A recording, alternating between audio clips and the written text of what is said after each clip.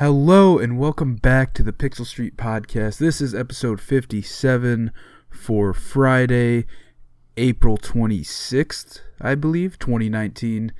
My name is Joel Campbell, and as always, I am joined by the only man other than Thor that can pick up Thor's hammer, John Hansen. But Vision can. But he's an alien. You're not an alien. He's not an alien, he's a robot. What's the difference in that universe? He doesn't look like a robot to me. He's like a fake human. Regardless, John can hold Thor's hammer. And I'm going to apologize ahead of time because I am kind of sick and my voice sounds like trash and I may be coughing a bunch. But that's not why we're here today. You can find us. You can find the Pixel Street Podcast on most podcast platforms on Friday mornings at 8 a.m. Central Time, as well as on YouTube. You can now watch the show directly on our Facebook group by searching for Pixel Street Podcast there. Email us, pixelstreetpodcast@gmail.com, if you have topics or pictures of dogs you want John to talk about. Do the same thing over on Twitter at Pixel Street Pod. And as I said before, check out our Facebook. We did a giveaway on Twitter and Facebook last week. It was very successful. Who won that? Was it Meg? Was it the Meg? Was that at Meg Ryan 15? Meg Ryan 15. Congrats! She won Cuphead. We enjoyed the new people who followed our content, and we hope to keep them around. With that in mind, we have decided to run another giveaway, John. Once we reach 100 followers on our Twitter account at Pixel Street Pod, we're going to give away another game. I'm not sure what it's going to be, but I'd imagine it's going to be another. It could be Cuphead again. Who knows? Maybe, what's that other one? Katana Zero that just came out? Oh, that would be awesome. Maybe we could give that one away. I like the idea that the only game we ever give away is Cuphead. So, like, 5 years down the line, we're on the next generation. The Switch isn't even still selling anything. Yeah, Cuphead 2 is out. No, but we're giving original Cuphead on the Nintendo Switch away still. Yeah, exactly. But yeah, stay tuned to our Twitter account and the podcast here where we'll be talking about giveaways we're doing in the future. This week, we're going to be discussing a cheaper Nintendo Switch that could be in the works, the next Call of Duty, and the best-selling games of 2019 so far. All right, John, let's get into some of the new releases we are and are not excited about coming up in the next week. I think the one that we have to really start with is a game that will be coming out the same day that this podcast comes out, Days Gone. Days Gone. I still have not made a decision if I'm going to buy it or not. Yeah, it's I mean, I'm really in limbo on it myself, but it's definitely Sony's biggest game of the year so far, and my prediction is it's gonna be their biggest game of the year.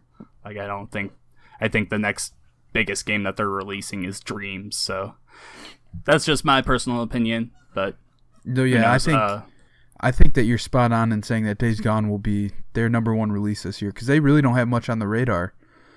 What's the other one? Ghost of Tsushima? But that's not in 2019. I think that's a 2020 game. The Last of Us 2, they just finished shooting the last scene for their game, so it's so that one's definitely not coming this year because they still have to put that in the game and switch or fix up all the animations and everything for it. Yeah, I think Days Gone will be their best game that comes out this year. Maybe one of only two, that and Dreams, that they'll put out. Yeah. But, yeah, I don't know. I'm still indifferent. I think I'm going to wait until... Because we're recording on Wednesday this week, and Thursday is when the review embargo is up. So maybe I'll read some reviews tomorrow and see what they say. All right. But yeah, Days Gone coming out Friday, April 26th. That's really the big one coming out in the next week. Yeah, I'm looking at the list here, and there's not a lot coming out. Final Fantasy XII, The Zodiac Age. Didn't know that was a thing, but it's coming to Switch on Tuesday, April 30th. Isn't that the online-only one? I don't know. No, is that? No, I thought 11 was. I have no idea. 11 is online only, and 14 is. Those were both MMOs. Okay, so 12 is just your normal single-player Final Fantasy? I'm not sure. That's the thing is I don't know. Because for the longest time, I thought 10 was Final Fantasy 10. Then I thought 10-2 was like Final Fantasy 12. But that's not the case at all. Yeah, Final Fantasy, get your shit together already. Come on. Come on, man. I mean, either be the final act or not. For real. And then, the only other thing to look forward to, I guess, is next Friday. Saints Row the 3rd coming to Switch. That's pretty cool. Yeah. I mean, I really enjoyed playing it on my 360 like 8 years ago. But I don't see myself getting it again. Yeah, I never played Saints Row the 3rd. The only one I played is the first one. Oh, okay. Then I definitely recommend you give it a try. I don't compatible on Xbox One right now, so I would actually kind of say just go out and find a cheap copy of the 360 version and play it on your Xbox One, because it's a very enjoyable game, and it's just balls to the walls crazy at times, but it's a lot of fun. Yeah, I don't see myself playing it, but I think the fact that a game, like a GTA-esque game on the Switch, is probably pretty cool. Yeah, I'll give you that. But yeah, who knows? I mean, Saints Row, it's been on sale dozens of times before. It's only going to come on sale for Switch again within a year, so who knows? Maybe you could pick that up for like $20 in the future. How much is it coming out for? Like 40? Yeah, that's actually what I was just about to check. It's $40 on Amazon. That is way too much. Way too much. John Hansen said that. You heard it here first. Yeah. Let's go on to, there's no new backwards compatible games. John, Tell me about the free games of the month. Alright, right now on Xbox One, you can get Technomancer until the end of April, as well as Outcast Second Contact. I've got both of them downloaded. I can't say that I've tried them yet, but they look like games. As well as Ghost Recon Advanced Warfighter 2 on 360. And that is also available until the end of the month. They have not yet announced the new games for May. That should be here within a couple days that they announce that. On PlayStation Plus, you can get Conan Exiles and The Surge. And on Twitch Prime, you can get a bunch of games that we haven't heard of. Her Story, Inner Space, Joggernauts, Keep in Mind Remastered. As well as free 12 months of Nintendo Online with your Twitch Prime subscription. That is good until September 24th. If you haven't done it yet, we're going to keep reminding you to. Every week, we'll be here telling you how you can get free 12 months of Nintendo Online with Twitch Prime. Yes. We are rolling through, especially because we don't have much news this week. I know, this is a problem. We're going to have to really talk about what we're playing, I think. Oh, you know what? I think I got a good topic for the show. Right. Ignore, I kind of want to do... All right, we'll have two topics of the show. Okay. First and foremost, let's talk about what we've been playing. I finished The Walking Dead, the final season.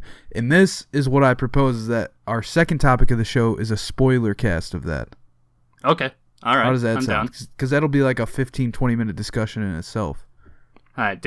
So you finished it? I completely finished it. Overall, I enjoyed it. I think that the part that made me cry the most isn't necessarily what they wanted. I don't know. Okay. I cried twice. We'll get into that later. We'll get into it, but I beat it. I enjoyed it. Definitely worth it. What was it, $25? I believe it's 20 because there's only 4 episodes. Either way, I think that it was worth it, especially like if you liked any Telltale games. I mean, like even before Telltale closed, I bought it. But if they had closed and I didn't already own it, I probably would have bought it just to support, like what's left of Telltale that was working at Skybound. And props to Skybound for even doing that. Like, that's awesome. Yeah, no. They went above and beyond.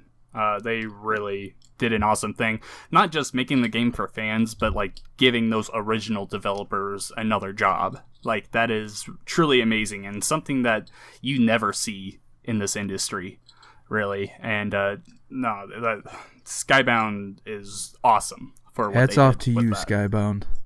You crushed it. Yeah, so that's one of the 2 games I've been playing. What have you been playing? Alright, I've been playing more MLB The Show 19. Not much more to say on that. I'm playing a lot of franchise mode, and it's still fun. My second game I've been playing is Devil May Cry 2, and I think I said I started this last week, and I got a little bit further this week. I've been a little occupied with other things, but Devil May Cry 2 is fun. I don't think it's as good as the first game where I'm at right now. So, and the main reason I say that is because the boss fights in 2 are just bad. They're just insanely bad. I have had... so, about every other level that you have, every other chapter, I would say, in the game, is a boss fight. And I'm on... I think I just got the chapter 9 today. Probably at least half of my boss fights that I've had so far, I've just stood still and shot my guns at the boss until they died. That's not a fun game. Good. No. Like, I wish I would have been recording it, because today the boss looked awesome. I was fighting this giant flaming bull, and it had this giant what's the ball? The spike ball in the end of a mace? Rope. A mace, but flail. Is that what they're called? I have no idea. The ones with idea. It's got like a chain on the end of the stick and then the ball. And they spin it around. Yeah, I know what you're talking about. So yeah, he had one of those, and I'm like, oh, this guy looks awesome. And literally all he did the entire time was he stayed in the middle of the arena, stomped down, made a fire around him so that if I was too close, I couldn't hit him. Or, like, I couldn't hit him without getting hurt, but I wasn't even using my sword. I was just shooting him with my pistols, and then he would, like, spin that weapon around, and it would, like, drag me in, but all I had to do was walk backwards, and I wouldn't get pulled in, so I just sat there shooting him, and that's all he did the entire time. He had 3 bars of health, and that was all he did. I was like, why? Like, that's awful. That's not fun. That's boring. So, yeah, I was very disappointed in that. And then I was disappointed to see even more boss fights have that kind of thing going with them. Like, I fought an infested helicopter. Like, it was infested by some, like, demon thing, and it was attacking me. All I did was move left and right and just shot it with my pistols until it died. And I'm like... That's really annoying. Yeah, it's really annoying, because... the game really, like, tries to make this point on, like, oh yeah, pull off these awesome moves and do all this stylish stuff, build up your combo. But if I can just sit there and shoot them all day, because Dante never reloads his guns, he's got unlimited ammo, I could just sit there, and I also upgraded them to put out more damage. That's all you have to do. I'm like, okay. How are all the other enemies in the game? Like, leading up to the boss fight, are they just as easy? Leading up to... essentially. So every now and then, any flying enemies you can just shoot with your pistols, because your pistols will actually stun them. It'll stun them, and then enemies on the ground, it will like kind of knock them in the air, so you can just keep shooting them. So yeah, flying enemies are useless. Enemies on the ground, I don't think anything has really hurt me too much, because just spamming the melee button with the sword works completely fine as well. So yeah, it's definitely a ton easier than the first one, but not in a good way. The first one, where I was like, I would have like these puzzle things, I would find an item and have no idea where to take it, so I would be like walking around this castle forever, like I was in Resident Evil 1. This time, it's just so straightforward, and there's no challenge to it, and I'm kind of just grinding through it at this point. Yeah, that doesn't sound fun, like, at all. Like, it's essentially like you are just, I don't know. It's like you're just watching a story and then holding the left stick to move to the next section. Yeah. The one thing that is interesting is, so I've got the HD remaster, and when you go to get into the second game, a thing pops up asking if you want to play as Dante or this woman, I don't know her name. So I think once I finish Dante's story, I'm going to jump into there and see if that changes up anything, and I'll report back on that. Wait, are they two separate stories? I don't know. I have no idea, honestly. It at the end of the day, it could actually just be the same exact missions and everything, but just as a different character. Yeah, I have a feeling that's probably the case, if I had to guess. I'm hoping not, but we'll see. We will see. The other game that I've been playing in the past week is Mortal Kombat X. I played it a few months back. I started playing it, I think, beginning of March, mid-March maybe. But since the new one, MK11, came out yesterday, I decided to try out Mortal Kombat X again. And that game's just so much fun, man. The fatalities are awesome. Like, yeah. the graphics, like, the new game graphics look awesome. I think that 10 has aged a little bit, even though it's only like 4 or 5 years old. Mm-hmm. But it you could tell it was like an early on Xbox One game. But either way, it definitely was. But it still looks good. Yeah, it still looks good, but you could tell like it's not like a new game. Yeah. But yeah, overall, like I'm enjoying it. I'm just playing through the story. It does get pretty aggravating because playing the story, it makes you play all these different characters, and I don't always necessarily care for the character I'm playing. So like it's just annoying when I don't like the moveset of a character, but I have to beat enemies with him. If that makes any sense. Yeah, I feel Injustice is the same way. I mean, I guess it's a cool way it gives you a full-on story, and it gets you to play every character to see who you like and who you don't like. And also a nice thing is that you can just skip a fight if you want. You don't have to fight every fight. You can just hit pause, and if you lose, it gives you the option to restart or skip fight or exit. So that's cool too. Yeah. But yeah, I've just enjoyed going through the story so far. I'm on chapter 7, I think, and there are 12 total. So overall, it's not a very big game. I think I looked on how long to beat last night, and I think the average was like 6 hours or 7 hours. Yeah, no, that sounds about right. I think that's about how long it took me when I beat it back in the day. But yeah, I'm enjoying it. I'm definitely going to try and beat it in the next week or two here. Just because I contemplated picking up Mortal Kombat 11, but then I kind of decided against it. I don't know, because I feel like with fighting games, I'm not really into them, per se, but it definitely seems like something I would be super into for maybe a week, and then just stop playing altogether. Yeah, I'm very much the same with fighting games. The only game that ever really keeps my interest is Super Smash Brothers. MK10 or X kept me around the longest, I think. But I also had a friend that I was living with, my roommate at the time. He was playing it alongside me, so we had some fun doing that. And MK11 I had pre-ordered, and yesterday I was like, you know what, I've got too much to play. I don't really have the desire to play this right now. I never like playing fighting games online because I always get my butt kicked. And I could always just do what I do with the Injustice games and just look up the story trailer, or not trailers, cinematics. Yeah, the full thing. And really get my fix from that. One thing I'll say about Mortal Kombat X is I kind of have no idea what's happening in the story. It's all over the place. Yeah, did you ever play Mortal Kombat 9, the one that came out on 360 and PS3? No, I never did. All right, it is a continuation from that story, because even though it's called 9, it was kind of a reboot of the series. They went back to like the original story for that one, and then X is like a different kind of alternate future from that game. Yeah, I don't know. Maybe that's why I'm so lost and confused. But I heard that the story from 11 is supposed to be really good. Yeah, that's what I've been hearing as well. It's really cool that they're bringing back the original versions of the characters to play with the current versions. That's really awesome. Apparently the gameplay is super smooth and everything, even on Nintendo Switch.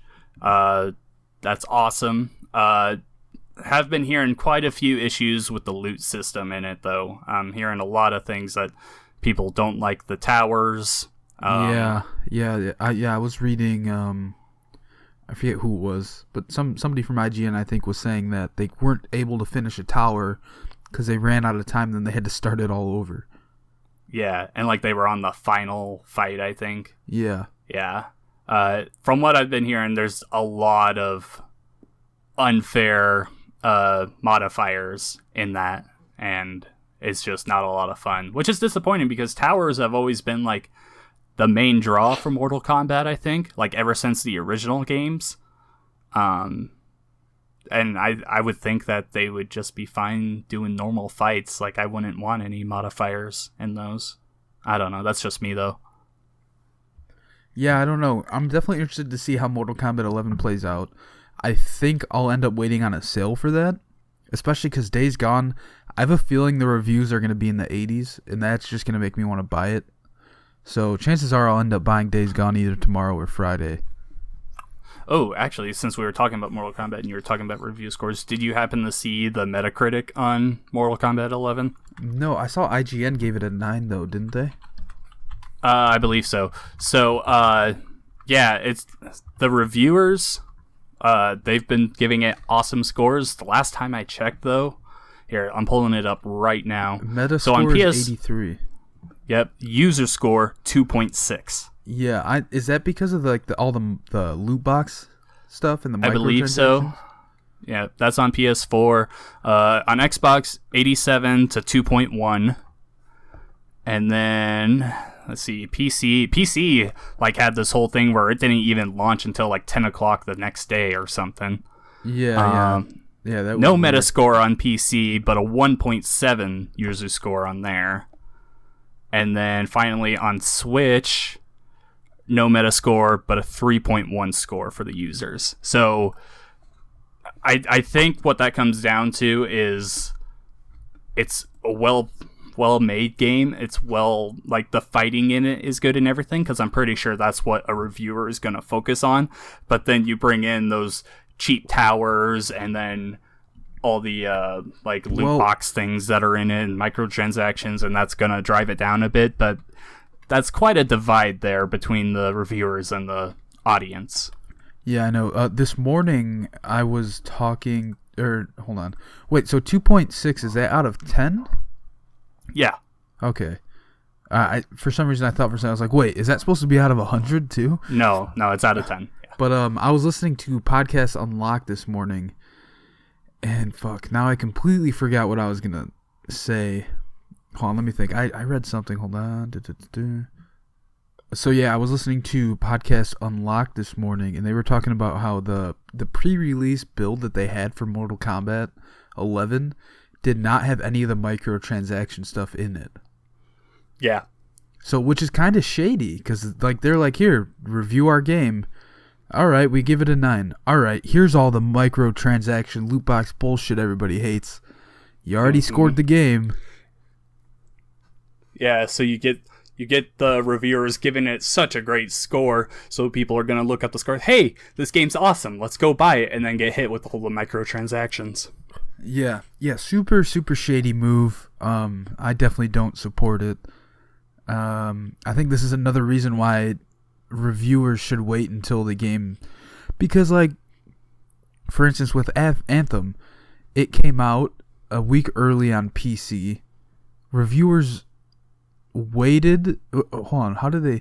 Yeah. Most reviewers waited until the day one patch before they gave a final score, which is bullshit. I think they need to review it based on how the game is at launch. Yeah.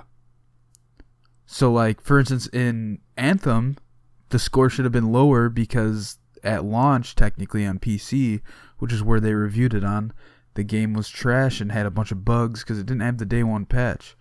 Whereas with Mortal Kombat 11, they should have waited until the day one patch hit, and then they give their review score based on the game, along with all those microtransactions. Yeah, for sure. I completely agree. I don't know. It's just a weird time to be alive and caring about this kind of stuff, because right. it's all over the place. Like, you never know like what a company's going to do. Like Battlefront 2, for instance. Some shady things going on. Like, the review scores for Battlefront 2 were affected because of the microtransactions, but that game is completely different now in that on that front. Like I was playing that. Oh well, there we go. That was another game I played this past week.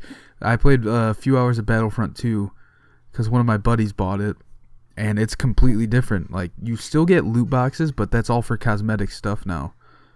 None of it is like game. I guess game enhancing.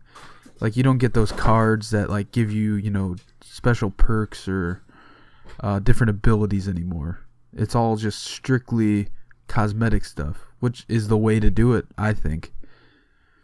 But I know with Mortal Kombat 11, isn't some of it like now you unlock a finisher? I believe so. So from what Destin was saying on Unlocked, because I was watching that last night, he was saying everyone has 2 fatalities, which seems low to me. I feel like there's always been at least like 4 per character in the past, but I don't know. And then a lot of brutalities, which are, I believe, they are like the X-ray moves this time around. Yeah. So like the mid-fight things, right? Not the end. Yeah, I believe that's what that is. But so yeah, and then there's also supposed to be some kind of customization part to it, and I don't think it's just cosmetic stuff. I think it does, because in Injustice 2, I never played it, but I believe they added in a thing where you could like change your armor, and that like affected your stats and everything, right? Yeah. I didn't play it either, but I did hear about that. Yeah, and I think they brought that into MK11. I'm not sure though. It would make sense if they did some sort of version of it. But yeah, I don't know. It'll be interesting to see how everything plays out, because right now the Metacritic score doesn't lie. Like Metacritic score 83 or 84, whatever it was. 83. User score 2.6. Something needs to change. Yeah, that definitely, to me, that says that it's a good game there, but it has bad features, and there are some really bad things that are not user-friendly. Yeah, but I mean, overall, if you like Mortal Kombat, you'll probably love this game. Regardless for sure. Of the especially if you're a long-time Mortal Kombat fan, and just the callback to older games. Yeah, the callback to back in the day. All right, John, that wraps up the games we played the past few weeks. Let's get into some I got news. one more. I got one more. Oh, you do have one more. My bad. It's all good. I've been playing World War Z, and if anyone reads this, I will be streaming this a little bit more. I'm starting tonight as we record this, but I plan on streaming it more in the future. This game is awesome, and I love it. So I'm a huge zombie fan.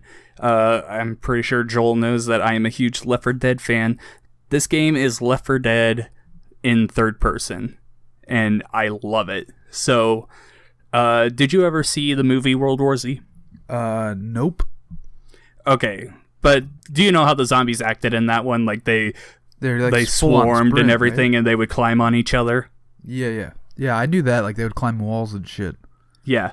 So seeing that in game is so awesome. Like the very first mission that you play, and you're just like walking through this mall thing, and you're like going down floors and everything, and you just look outside and just deserted street, wreckage everywhere, and then you just see like 500 zombies at one time just running down the street and everything right at you, and then they all start climbing a wall to get over to you, and they just nonstop just coming at you, and it's just you and 3 other people shooting them away. Like it is awesome. It's adrenaline building, and I love it. Definitely excited to play more of it. Like I said, it is a lot like Left 4 Dead in that it goes by campaigns. So I want to say there's 4 campaigns right now. Yeah, they call them episodes, right? Episodes, yeah, I believe that's what they call them. And each one plays as 4 different people in different areas of the world. The one I've played so far was set in New York, and my next one I want to say is in Russia. So it looks like it's kind of like showing these stories from different groups all around the world, and that's really awesome. There are some issues with the game. I've had just a couple network issues, but not much. Overall, really good experience. I've started following the developer on Twitter, and they're very vocal about how they're putting out these fixes, how they're working on everything. really awesome. I just saw that they tweeted that they got 1 million players in the first week of it, so that is awesome, because when this game was announced and it like started coming up to it, I think there was this kind of thought like, why are we getting a World War Z game now, like so many years after the movie, and what's going to be the point of it? And I think it's succeeding on many fronts at the moment. Yeah, I also really like Left 4 Dead. I didn't watch any gameplay from this game yet. My buddy who I game share with, though, he constantly is telling me, he's like, yo, it's your turn to buy a game. Maybe you should buy World War Z and we'll try it out. I'm like, I don't know, man. I don't know if that's something I want to play. But you kind of made it sound like it's something I would really enjoy. Does it feel like a $40 game, or does it feel like a $60 game? I think getting a hang of the controls at first makes it feel a little weird. Once you get the hang of it, because there are things that are different, like right bumper is your melee, and that you always have a melee weapon on you, and then you're using the D-pad and just different buttons to use your different equipment. So I think right off there you might think, okay, this feels off, but the game looks gorgeous, and with like all the zombies coming towards you, it really feels like it could be more than a $40 game with some of the experiences in it. There is a PvP mode in it that I think is kind of tacked on. It's not that great. I think I would have much rather had more episodes, because like I said, I think there's only 4 right now. I would really hope that they're making more, but I think for $40 it's definitely worth it. What is the developer? What's their name? Give me a second and I can find it for you. This is an indie game, right? Yes, I believe it's an indie game. I wonder how many people worked on it. Because like the clips I have seen of the game, like I've seen very small, like 5-second, 10-second clips. It looks really nice. Like visually, it looks good. The developer is Focus Home Interactive. They made, let's see, Call of Cthulhu, Blood Bowl 2, The Surge 2, Vampire, The Council, and Farming Simulator 19. So it looks like they've made a bunch of these kind of like mid-tier games. It looks like, really. Yeah, like they're the studio you go to when you need one of those games made. Yeah, for sure. But I did see a clip of it on Twitter, and I thought it was the Division. So I was like, oh, that's the Division or whatever. And then my buddy was like, no, dude, that's World War Z. And then I had to go back and watch that clip. I was like, what? Yeah, the game looks really good. Yeah, that I might have to look into picking it up. I don't know. Yeah. But who knows? Do I really need 2 zombie games in 1 week, John? Well, they are very different, I would say. Okay, maybe they're not. I guess Days Gone does have zombies acting in the same way, don't they? Yeah, very much so. That's a good point. All right, John. I love zombie games, and I will always buy them, I think, so I would get both. You heard it here first. Get both, Days Gone and World War Z. Even though John knows nothing about Days Gone yet. You're right. Let's go on to zombies. the news. Just buy it. The news. I'll take the first one here. So starting off here, the NPD for March came out. So this includes numbers for consoles and games sold in March, but it also, since March is the end of the fiscal year for a lot of companies, we see a lot of yearly sales from 2018. So first off here, The Division 2 and Sekiro led March game sales, with the Nintendo Switch leading console units. This article is from Imran Khan of Game Informer. March is typically seen as an odd month in the video game industry. The financial year ends on March 31st for a lot of major companies, while it's still the end of the quarter for many others.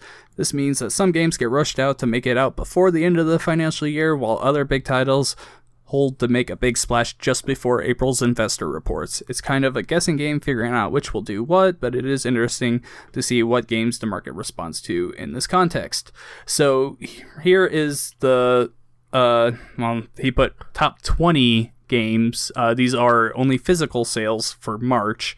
Number 1, you have The Division 2 and Sekiro, like you said. Number 3 is MLB 19 The Show. That's really cool for just one platform being number 3. Yeah, that is cool. Devil May Cry 5 is 4. Super Smash Bros. Ultimate is 5. Again, really awesome, especially since that came out in December. Number 6, Red Dead Redemption 2. 7, NBA 2K19. Number 8, Grand Theft Auto 5 is still up there. That is ridiculous. It's never going away. No, it's not. Number 9, Yoshi's Crafted World. And number 10, Call of Duty Black Ops 4. Not really anything else like too surprising in the rest of the top 20.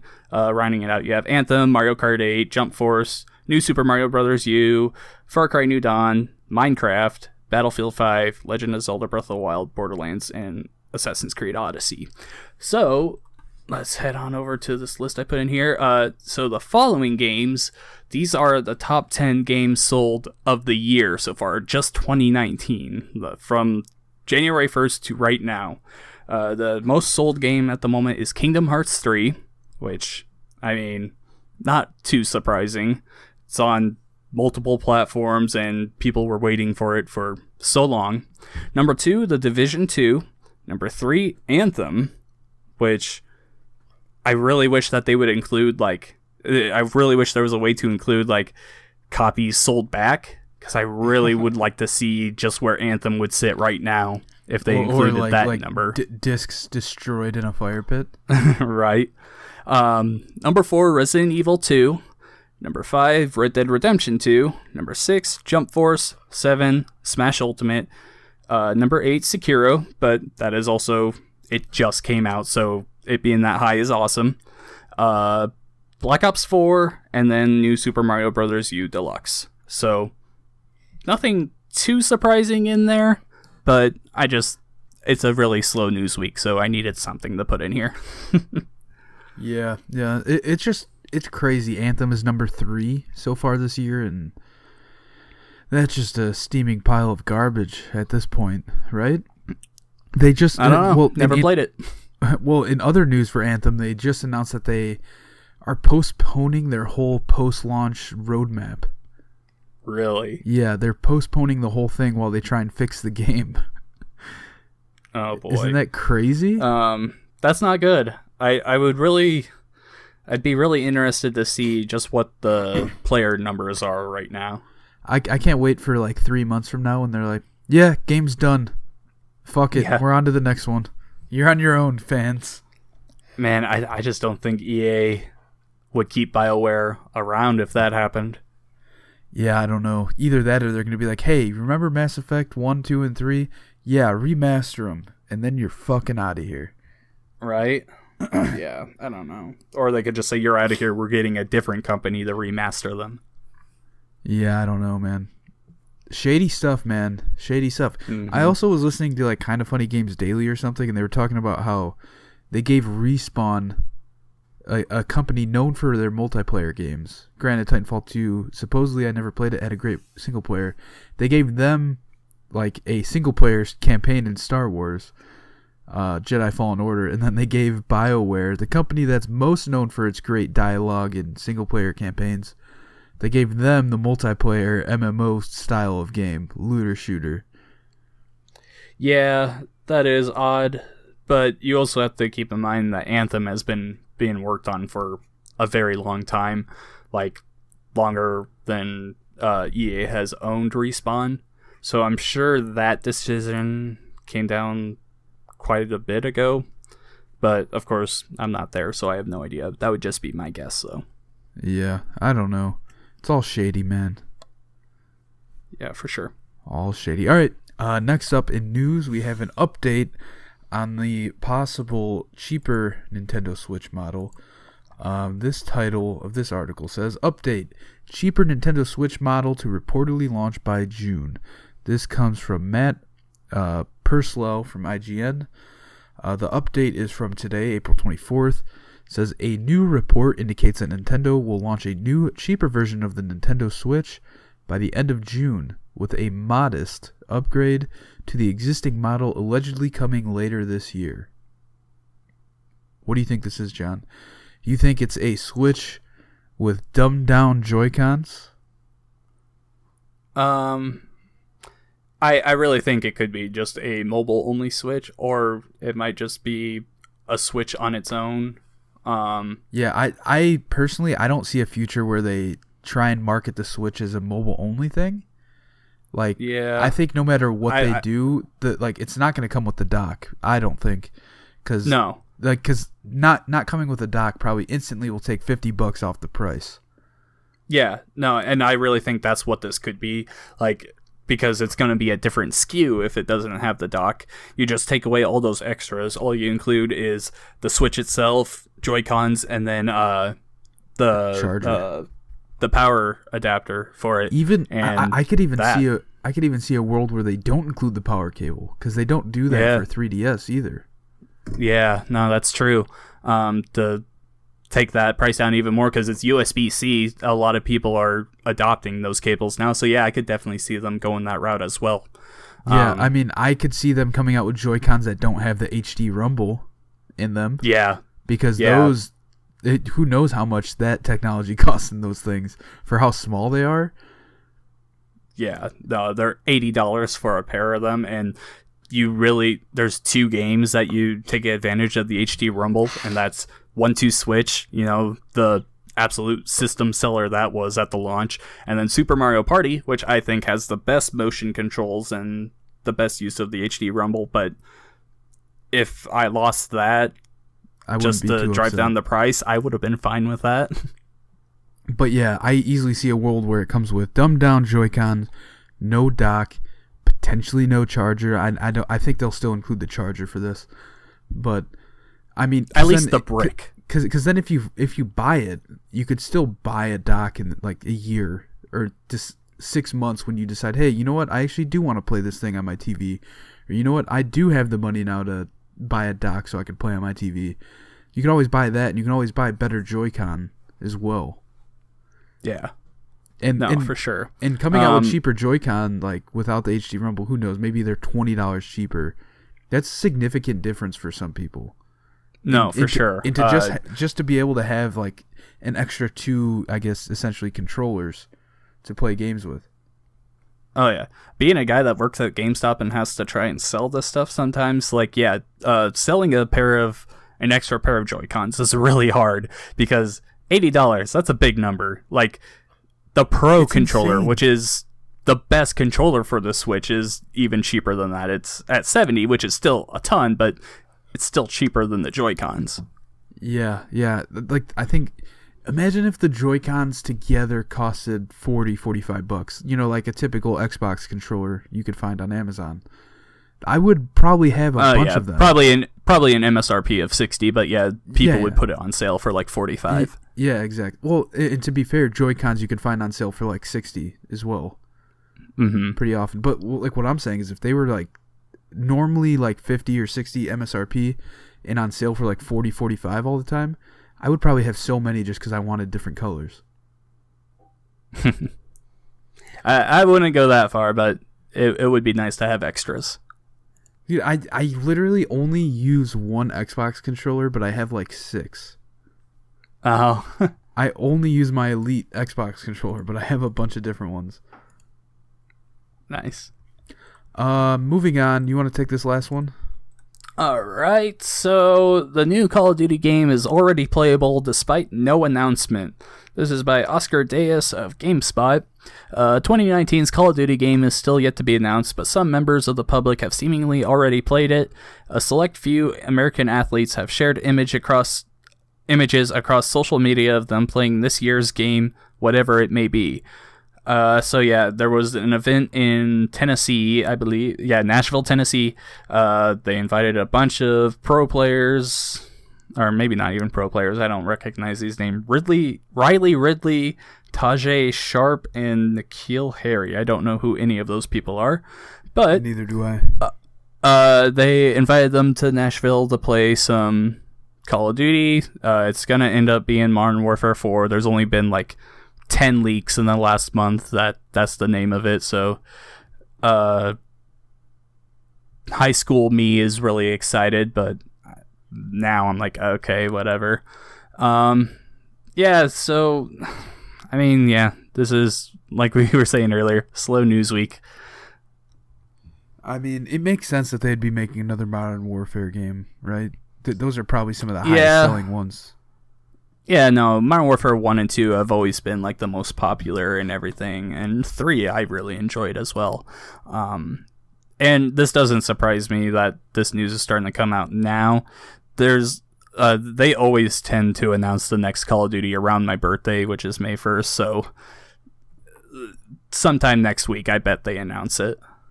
Yeah, especially with leaks like this coming out pretty often. Though. Yeah. No, something like this, they never wait until E3. They have their own event and they show it off. Yeah, exactly. They'll probably do something in like an old airplane hangar, invite all the most popular YouTubers and Twitch streamers around.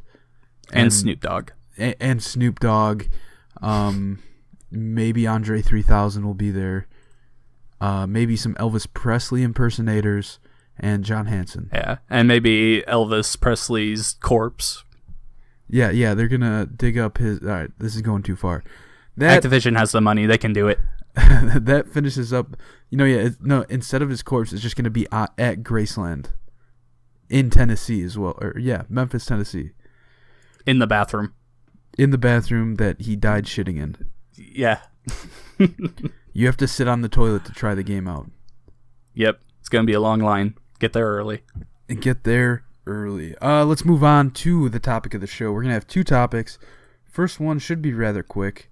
John, what is the toughest achievement and or trophy you've ever tried to get? All right. How about you take this first, because I know you were saying you didn't really have a good idea. Yeah, I don't really have a good idea. I did pull up on True Achievements the rarest achievements I have. The number 1 rarest achievement I have is from what game is this? It is from Rocksmith 2014 edition. Oh boy. And it was for complete 60 minutes in session mode. So apparently I just sat there with like a drum track in the background and just jammed out on my guitar for 60 minutes straight. All right. And I got that achievement. Let's see. I'm just going to go through some of them. Let's see. So in Madden, it looks like Madden NFL 25. I don't remember what year that was. 2013, 2014 maybe. I got the achievement called Well Rested. It's for earning a first round bye in Ultimate Team, which is actually pretty impressive because Ultimate Team is hard as shit because it's all online. Yeah, it is. In Forza Motorsport 5, I got P1 versus the Nordschleife. I don't know. Finished the P1 versus the Nordschleife Rivals Challenge. And then the last 2 I'll do. One of them's from Master Chief Collection. This one's called Spree Master, for earning a total of 100 Killing Spree medals in match-made games. And then I also got another rare one. This is like number 8 on my list. It's an Overwatch achievement called Captured. Capture a flag in a game of Capture the Flag. So yeah, those are some of my toughest ones, John. All right. What is the ratio on those, real quick? So my number 1? Yeah. 5.22. Oh. Okay. All right. So these are not my entries, but I've got the same list of rarity show up as well. 5.22. I have to go down a ways for this. Okay. So my number 1 on here is Extraordinary Ego, which is in Super Mega Baseball. Won a season game at Ego 99. That's a ratio of 17. Jesus. Then next, Huge Ego. You won a season game at Ego 90 or higher, which was probably done. Yeah, it was done on the same day. Win a championship while playing at Ego 80 or higher. That's at 1406.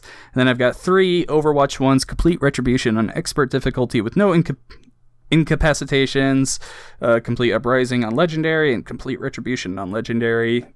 Really interesting that the Storm Rising event that's going on right now, I just finished up those Legendary achievements. I'm kind of surprised that they're not up there, but whatever. Maybe it just hasn't updated because I got those Legendary achievements today. Yeah, that's probably the case. Yeah, some interesting ones in here. In Blood of the Dead Escape, which is the Easter egg run on Call of Duty Black Ops 4. Yeah, nothing really too amazing outside of that. So what I really wanted to talk about was probably the achievement that I remember being the hardest at the time when I was doing it was in Call of Duty 4 Modern Warfare, running on, what was the mission called? Mile High Club, I believe it was called, and doing it on Expert or Legendary, whatever the hardest mode was. Have you ever seen someone try that? No, I don't think so. Okay, so what it is, it's a secret mission or it's a post-credit mission that you unlock where you are on this airplane, you have to get through a bunch of enemies and get up to a hostage situation and then jump out of the plane. But it is so hard, you're on a time limit, you only have like a minute to do it, and then on the veteran difficulty is what it's called, you get shot like twice and you're dead. And I remember playing that for like 4 hours straight, just trying to get that one achievement. Did you get it? What's that? Did you get the achievement? Oh yeah, I got it. After like 4 hours of doing it. That's definitely the hardest one I can think of. Other ones I can think of would probably be like trying to run through some of the Halo games on Legendary alone. Yeah, those suck, man. They're so hard. Those are difficult, but I have gotten all of them so far until Infinite comes out, so I'm pretty proud of those. Did you get all of those on the Master Chief Collection? I did. Okay. I'm actually annoyed because I even did the ODST run, and when I was playing ODST, I wasn't connected to the internet, so it didn't count my achievements. So I can go on my account on ODST and load up the missions, and it says I completed everything, but I don't have the achievements for beating them. Microsoft, as far as I'm 3 for concerned, 3, get your shit together. You never did it. No, if it's not 3 on for the 3, internet, John, get your shit together. If it's not on the internet, it never happened. You know this. I will take a screenshot. I will prove myself. It's not going to hold up in court because the first thing they're going to do is go to trueachievements.com. Oh, no. No, you're right. True Achievements is damning me. All right, so those are some of the toughest achievements we did. Now we're going to go into a full-on spoiler cast of The Walking Dead, the final season. So if you've not played the game, turn off my voice now. This is going to be the rest of the show, is us spoiling the game. So yeah, let's just go right into it. You want to just mainly talk about the last episode? Yeah, sure. How about you go into, you were talking about things that made you cry earlier before I cut you off. Okay, so the first thing, the first thing that made me cry in the last episode is when AJ has to make his decision about whether he's going to kill Clem or leave her there to be eaten by zombies, right? Mm-hmm. Yeah. So, obviously they were trying to play on the first season of the game when you have to make that decision with Clem for Lee. Yeah. And so I made the decision to kill her, and then he swings his axe, and we're like, oh, man, that's so sad. He had to kill her, like that was a sad moment. And then we find out this bitch is still alive? Like, bruh. Mm-hmm. Like, all I did is cut her leg off. What decision did you make? Did you make the decision to kill her? Yeah, no, I did. I made the decision to get her in the head with the axe, and he went for the leg. Yeah, and this isn't the ending I wanted. I wanted her to be dead. Which is sad. I didn't want her to be dead, but the way they had set it up, she should have been. Yeah, the way they set up, she should have been, and they know that, which is why they had you do that depressing walk where you find her hat in the river, and then you're walking with that music playing. Like, you can only walk so fast; it's really slow. Like, they make you walk back to camp because Yeah. it's getting dark out. And, like, they knew that everybody wanted that. Like, a sad ending, you know, something that we'll remember. And then you get in there, and this bitch is alive with crutches and no leg. Yeah. And this is The Walking Dead. I remember a couple of weeks ago I was talking about where the game doesn't follow its own rules that it's made in the past. And so, yeah, there's always the chance that if you cut off a limb that is bitten, you can survive. But she has been walking around with this bite on her leg for hours because she got bit at nighttime, and by the time he cuts it off, it's daytime. Daylight. Yeah, it's like the next morning.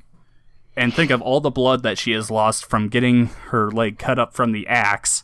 Like, there is no way she should have survived. I don't know if it's like whether or not she should have survived, or I don't know. I feel like I could chalk that up to just being, well, like, getting bitten affects people differently. Like, it's not always going to be within 2 hours, you know, like, it depends. But the thing there is that the zombie that bit her bit that wound, so it's like straight into the bloodstream. Like, yeah, I agree. So yeah, I was kind of disappointed in the end. I liked it because I was happy to see the end of Clem's story, but it really feels like a cheap ending for anyone that likes The Walking Dead. Definitely not a fan of it. I want to ask you, how did you feel about episode 3? Episode 3. Oh, that's the one on the boat, right? Yes. Oh man, I'm dying. Overall, I thought it was an alright episode. I didn't think anything really stood out aside from the very end of that episode. Mm-hmm. When, you know, you make one decision and then it could... I don't know. What decision did you make? Did you make the decision for AJ to shoot her? To shoot... Was it Lily? Yeah, it was Lily. No, I told him to stop. Yeah, that's what I did. I told him to show mercy. And then she immediately just fucking stabs our boy in the fucking... in the back of the James. head with a spear or something. Yeah. Yeah, that was kind of dumb. But if you're a achievement whore like I am, if you actually choose to have him shoot her, James doesn't die, and you don't get one of the collectibles you need for an achievement. So really? That is ridiculous. I did notice. I was like, why do I only have like 3 out of the 4 collectibles? Because like I checked pretty thoroughly. You don't get that, and then he ends up hating you and just leaves. So either way, you'd never see him again. Right. Because the way I got it was he died, and then I saw his walker like coming into the cave, right? Yeah, that's exactly what happened to me. Yeah. I believe that once you he follows you into the cave, but once you get out, he leaves. I could be wrong, though. Yeah, I don't know. That's weird. Season 3, episode 3 I thought was alright, but episode 4 I thought was great up until I realized that Clem is still alive, and then I was like, come on. Like, that's not what I wanted. No, it was definitely a cheap ending. What I wanted to point out about episode 3, though, was the dream sequence she has with Lee. And this is the part that made me cry the most. Oh, yeah. It's just she's like asking Lee for advice. It's like her conscience. And what made me cry was when they go in for a hug, and she's season 1 Clem, and then when they come out, it's her currently, and he's like, wow, look how you've grown. Yeah. And that just got me. I was like, oh my god, that is beautiful. Like, that whole sequence was amazing. And probably the number one thing I was most disappointed in the final episode about was, at the end of it, he says, okay, once you get your friends out and everything, come see me again. And you never see that in the final episode. I wanted this final scene of her saying, hey, Lee, I did it, but I lost my leg or something. Just anything to bring Lee back into it. Like, I would have loved that moment. I think that would have been the perfect time. That could have been the thing that, okay, she's dying and she's talking to Lee one last time. Like, that would have been an amazing ending. It would have been beautiful. Yeah. Even if they fast forwarded the game, like, you know, to say like, 5 years later, and it's like Clem on her deathbed. You know? Yeah, just anything, because Lee has had such an amazing impact on her life, and then he's just completely written off. Like I just don't see how they put in that line, come see me again when you're done with this and we'll talk some more. And you just don't see anything from it. That was so disappointing to me. Yeah. Moving on into episode 4, the other thing that made me cry is when they showed like the whole, what was it? On the halls, in the walls when you go in the school again with AJ. Oh, and you see all the names that was awesome. Of the bitten, or what was it? The unbitten team? Still not bitten. Yeah, still not bitten. Yeah. That made me cry too, because I was like, man, that's so sad. Like, they, like, you know, it essentially is like The Walking Dead. You know, all of their friends got fired from their jobs, and they were the only ones that were brought back on to finish it, you know? No, yeah, that was truly an amazing moment. And then at the end where he places her hat on the table and it just comes back and says, thanks for playing. Like, it felt really emotional for just being simple words that we see all the time. Yeah, for real. But yeah, overall, I think that the overarching story with Clem was great. You know, I enjoyed it a lot. It had its ups, it had its downs. I still wish that she just died at the end. As sad as her dying made me, like, I was like, come on, you just made me fucking sad. Like, just let it be. No, for someone who considers Clementine like one of my favorite video game characters of all time, and just someone that I've stayed up with this series from the very start, it was a very disappointing ending. Like I said, I think the perfect ending would have been her just slowly dying, and then she has another like dream sequence where she's talking to Lee, and he says something like, hey, come on, or he's like, come with me, or something, and then she dies. Like, yeah, I agree. That would have been like, perfect. Like, there would have been other ways to make us happy at the end. Like you said, if she dies and then you just see her walking away with Lee after they speak for a minute, like, that would have made me happy.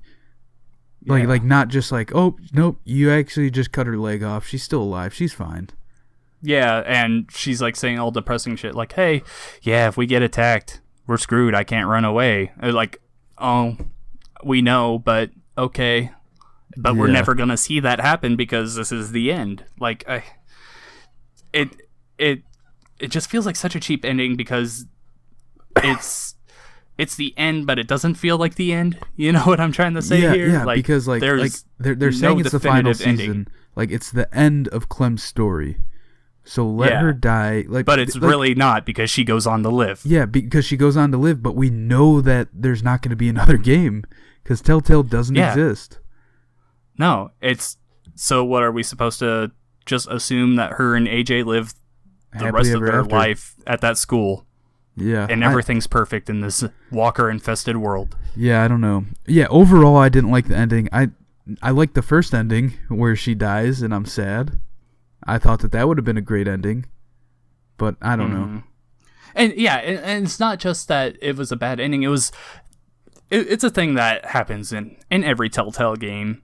The choice is taken away from you at the end. Like, you and I both chose to have her killed, and they took that away from us. Like, that wasn't our choice to go for the leg. Like, if they had made like a branching thing, would have been cool, because I know in the past they can't really do branching endings because, well, we all have to be on the same page going forward, and there's always little differences, but nothing too big between the games. There is no forward here.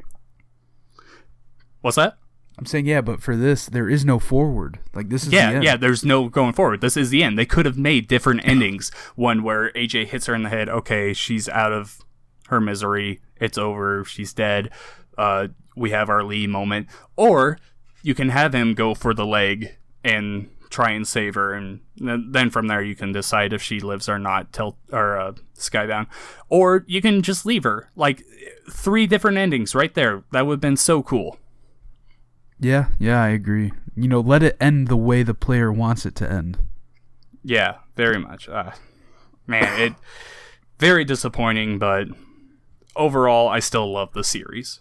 Yeah, overall, I love the series. I'm just glad that Skybound came in and let that still not bitten team come back and finish the game. You know, finish what they started.